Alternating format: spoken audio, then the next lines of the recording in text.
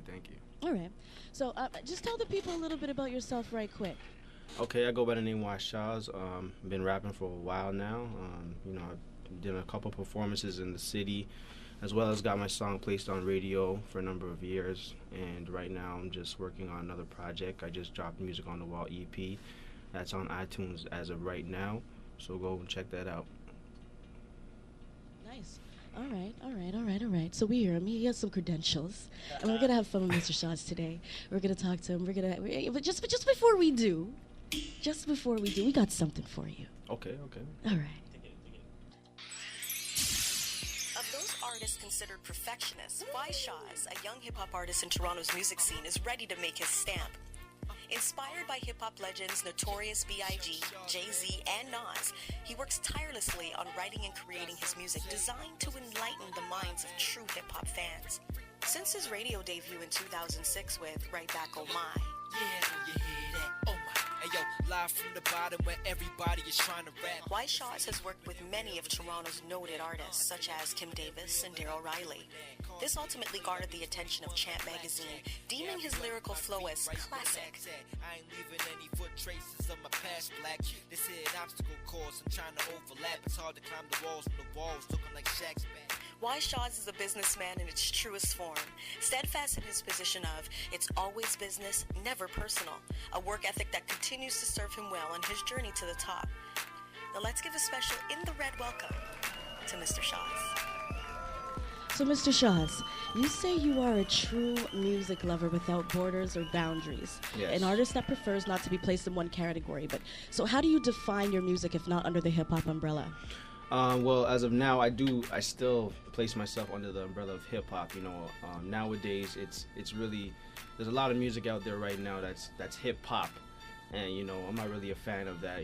I still like the old school hip hop. Well, when I say old school, I kind of mean like late '90s, early 2000s. Right now, it's going in a different direction, but outside of hip hop, I really like R&B. I really like writing hooks for R&B tracks, and Nice. I do that a lot for singers and stuff. So, I'm trying to branch into that category as well. Okay, I got one for you. We understand that Big, Jay-Z, and Nas are who influenced you early in the game. Yeah, But yeah. which artist in the game right now, as we speak, influences you today? As of right now, I like a lot of like new school artists. For example, I like a lot of J. Cole. I like J Electronica. I still like Jay-Z. I think he still puts it down. I think he still makes hot music. I like Jadakiss as well. I like a lot of Drake stuff as well. I really feel more of the new school crowd, as opposed to the old school. Nice. Well, you just mentioned Drake, which brings us to another question. Lyrically and stylistically, now you have to consider the two, right? Who is the better artist and why between Drake, Cardinal, and Socrates, in your opinion? I don't know who's the better artist, but what I can say is all three of them have their own style and their own swag. But for Drake, I think he makes a lot of good music, and some stuff I can relate to, but a lot of stuff I can't. But in terms of Cardinal, I've seen Cardinal been doing his thing for many years. I've been to a lot of his performances, and I really followed his career from when he actually started in Toronto. So in terms of Socrates, I do like some of his music, but I just feel he's not on that level. He's still trying to strive to be on the top. So I don't know who's better, but I like all of them equally. Okay, I feel that. So whose album you have in your car pumping right now, though? I got that Rick Ross right now. The last Rick Ross album, that was banging. I think that's the best album so far of this year. So yeah, that's what I got right now. And also Music on the Wall EP, of course. You know that. Of course. Yes. Spoken like a true artist. So you know that we have a new mayoral-elect, Rob Ford. Yep. Yeah. And, I mean, whatever. People have their sentiments about him, and they feel what they're going to feel about him. And I just try to keep my reservations to ourselves. But what we do know about Rob Ford is he has a very mediocre arts platform. It's pretty much non-existent. Yes. So what does that say? What does that do for young Toronto artists? Because I remember reading in your bio, you said that a lot of the issues that we're having as Toronto artists is the lack of media promotion, lack of money, and just overall doors being closed for Toronto artists. What do you think the fact that the mayoral candidate doesn't have an arts platform, how do you think that truly affects you as an artist? Well, first of all, we do have a lot of grants and music grants in Canada, but the problem is that a lot of artists are not aware of it. You know, like I found out about these different grants from different people in the street. You know, my friends and stuff like that. Like if I didn't know that, then I would have never known. You know, like it's not aware to all the artists in Toronto. Rob Ford, I'm not really a political guy. I'm be honest with you. I didn't vote. I couldn't vote. But what I will say is that I think the arts platform is a lot more important than the roads being fixed. I mean, he did mention he wants to fix the roads before anything. $300 million we're in debt. And apparently he wants to beef up some more police.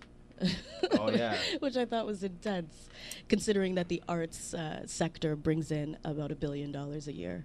So I it's a bit taken back by the fact that the arts platform isn't at all a topic for him.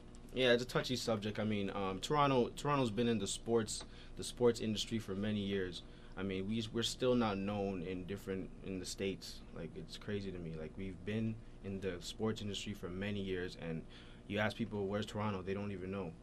You know, so I think we need to be like the next New York or the next Miami or the next LA.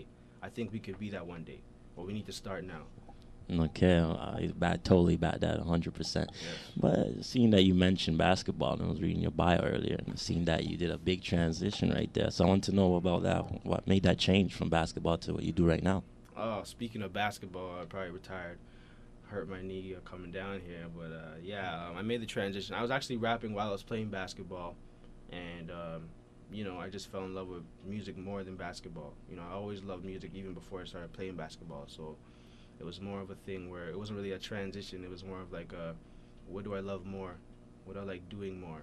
So I like spending my time with music, not even just making music, just listening to music. And basketball started to fade away a little bit after high school. So. Oh, you don't even have to tell me about it fading away. Listen to me. What is with this LeBron, Wade, and Bosh thing? Because it's really getting under my skin. You watching the games? Oh yeah, I've been watching the games. The big hype was like, the hype was crazy. But now that it's actually the season happening, you're seeing how they're playing, and it's like something is missing. They have a lot of good players, but something is missing. They still need to find how to play with each other, because I don't see that right now. They beat our Raptors last night, but that's expected. That's the Raptors, So we could live with that. Yeah. What's your favorite team right now? My favorite team. I was a Lakers fan for many years. A lot of haters been hating on me because of that. But I do like Chicago Bulls. I like the team they have this year. But I do think Lakers will win again for another three-peat. I think they'll do it again.